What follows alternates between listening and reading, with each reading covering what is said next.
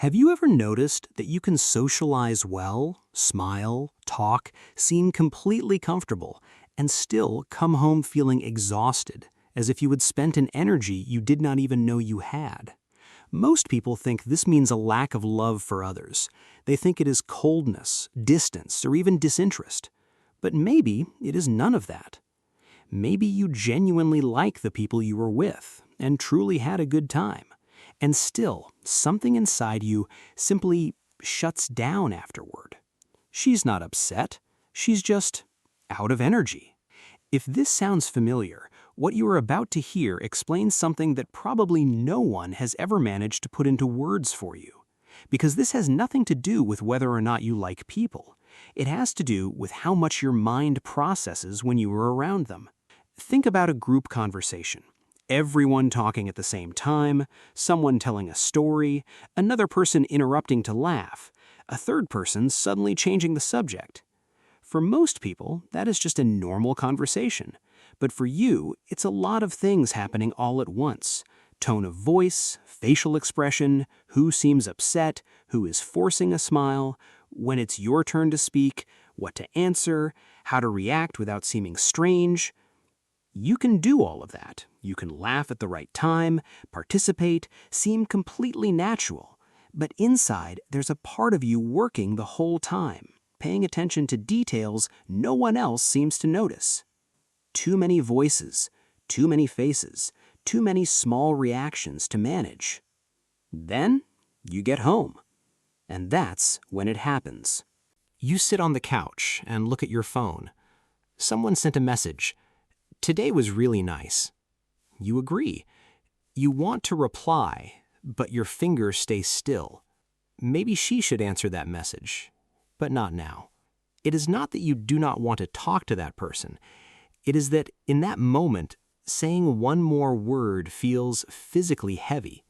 Someone asks you later, "Did something happen?" And you don't even know what to say. She says, "I'm just tired." But even that feels too simple. Because it's not just physical tiredness. It's as if your mind had spent hours processing information and now needed time to turn everything off. Maybe you were standing at a party, smiling, talking, seeming completely comfortable, and at the same time, counting the minutes until you could leave. Not because you weren't enjoying yourself, but because a part of you had already crossed the limit of how much it could process in that moment. Or maybe you noticed something strange. In the middle of a long meeting, your eyes started to feel heavy. Not because you were bored, but because your brain simply reached a point of saturation, and sleepiness was the only way it found to say, "That's enough for today." She can laugh, talk, and seem completely fine in the moment. No one notices anything different. No one imagines what is happening inside. But when she gets home, something inside her simply shuts down. And then comes the thought that almost everyone who goes through this has had at some point, staring at the ceiling, trying to understand their own exhaustion. Why am I so tired if nothing bad happened? The people around you usually don't understand this kind of tiredness. Some think it is coldness. They think that if you truly liked them, you would not need to disappear afterward.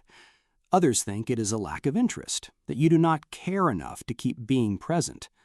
Some interpret it as drama, as if you were exaggerating a tiredness that to them should not even exist. And some simply think you are difficult. None of these interpretations usually come from bad intentions.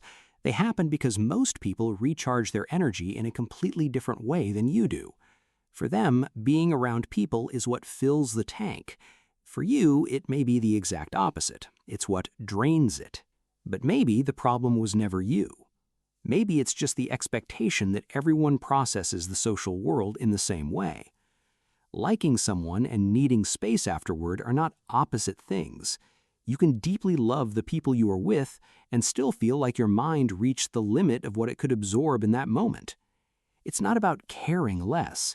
It's about having processed more than others realized. And if you have always thought there was something wrong with needing that time alone after socializing, maybe it's time to look at it from a completely different angle. There's a simple idea that explains a lot here.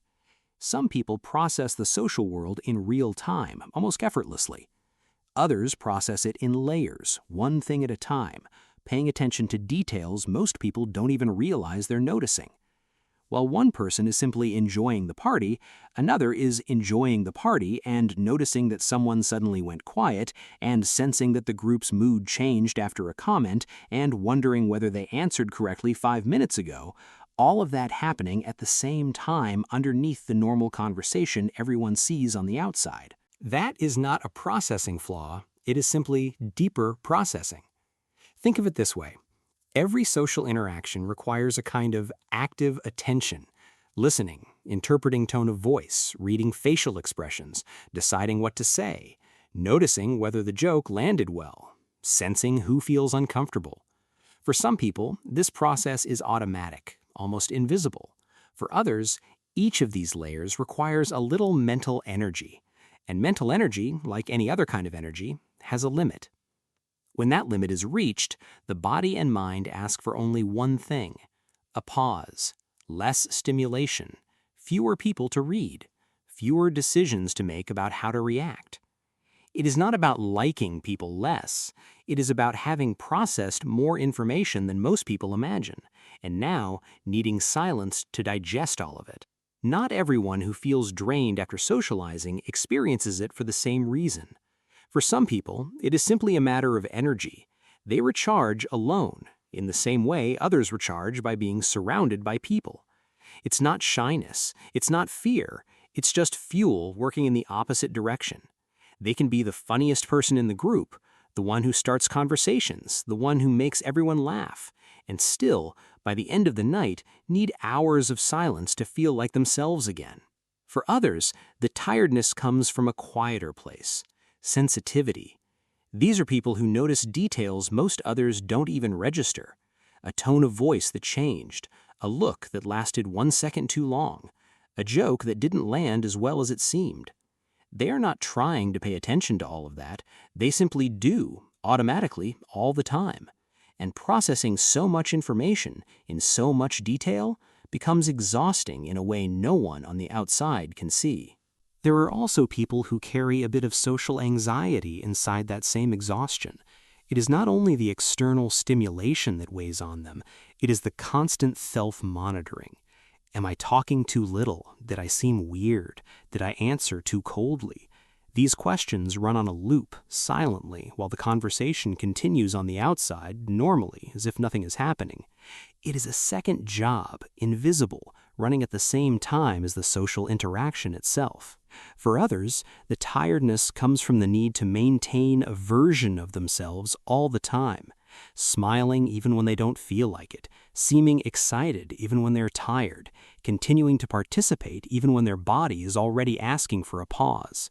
It is not the conversation that drains them, it's the effort of continuing to seem present, interested, normal, when inside their energy has already been gone for a while. And then there are the people who simply process the entire environment, not just the conversation. They notice who is being left out of the group. They notice when someone forces a smile. They notice when the mood changes after a comment that didn't land well. While most people are just living the moment, they are, without realizing it, reading the whole room, as if they're constantly monitoring the emotional temperature of the environment. Sometimes this exhaustion comes from a mix of all of that. A little introversion, a little sensitivity to stimulation, a little self-pressure, a little effort to seem okay. And in the end, the result is the same. A full mind, a heavy body, and an almost physical need to stay silent for a while. Her mind feels full, as if it has processed too much for too long. None of these profiles is wrong. None of them needs to be fixed. They're simply different ways of existing in a world that many times expects everyone to have the same kind of social energy, high, constant, available all the time. There's something almost no one realizes. The tiredness is not the heaviest part of all this. The heaviest part is the guilt. I like these people, so why do I want to be alone now? That thought appears again and again, especially right after a good gathering. Because if the gathering was bad, the exhaustion makes sense. But when it was good, when you truly laughed, enjoyed being there, felt genuine affection for those people, and your body still asks for silence, something inside you starts questioning it. Am I cold? Am I being rude? Will they think I do not care? And then you catch yourself trying to prove the opposite, replying to messages even when you were tired, just so no one thinks you disappeared out of disinterest, forcing one more conversation, even with your mind already full, just so you don't seem distant, as if you needed to compensate for an exhaustion that never had anything to do with how much you care. That makes you tired twice. Socializing is tiring, and then afterward having to justify, to yourself or to others, why you need time alone even though you care so much about those people, is tiring too. There's also the discomfort of being misunderstood. Someone asks, "Did something happen?" And the honest answer would be too complicated to explain in that moment, so the simplified version comes out. "No, it was nice, I'm just tired." But inside, a part of you wanted to say more. It wanted to explain that it's not about the moment being bad, it's about your mind having processed too much stimulation for too long and now needing space to return to normal. And there is also this quieter kind of exhaustion. The exhaustion of trying to seem normal all the time, of smiling when your body is already asking for a pause, of participating when what you truly wanted was just to observe from a distance, of pretending everything is fine when in reality every extra minute of socializing is costing a little more energy than it seems from the outside. And honestly, maybe she does not even know how to explain it properly. Because this kind of tiredness is not easy to put into words. It's not physical pain, it's not sadness, it's more like a silent overload. Something that builds up little by little, without any specific moment that seems big enough to justify how exhausted you are. And maybe the hardest part is this, feeling like you have to explain something that shouldn't even need an explanation, feeling like needing silence after genuinely enjoying being with someone is something that requires an apology, when in reality it's just the way you function. Maybe this exhaustion was never about liking people less. Maybe it's exactly the opposite. Maybe you feel drained after socializing because you paid too much attention, because you feel too much, because you adapt too much when you're around someone, adjusting your tone, reading the mood, trying to make sure everyone around you is okay, without even realizing you're doing it the whole time. It is not indifference. It is the opposite of that. It is too much care, too much attention, too much presence, until the mind simply has nothing left to give. Being alone afterward is not running away. It is not rejection. It is the mind returning to its own rhythm after spending hours adjusting to the rhythm of others. And maybe that completely changes the way you see that moment on the couch, in silence, with no desire to answer anyone. It is not coldness. It is not disinterest. It is just a mind that loved, felt, adapted, and now needs space to find itself again. So if you have ever felt guilty for needing silence after a good day, maybe it's time to stop blaming yourself for that. Needing space does not mean you care less. It means you feel, process, and give more than most people realize. You don't need to explain yourself for that. You just need to respect your own rhythm. If this feels familiar, tell me what experiences you have had where you felt drained, even though you liked the people around you. Does your energy run out after a while too? Maybe this channel has more videos that explain other parts of you that no one has ever been able to explain properly. So I suggest you subscribe here to Everyday Mind so you can keep understanding yourself better. See you next time, my friend.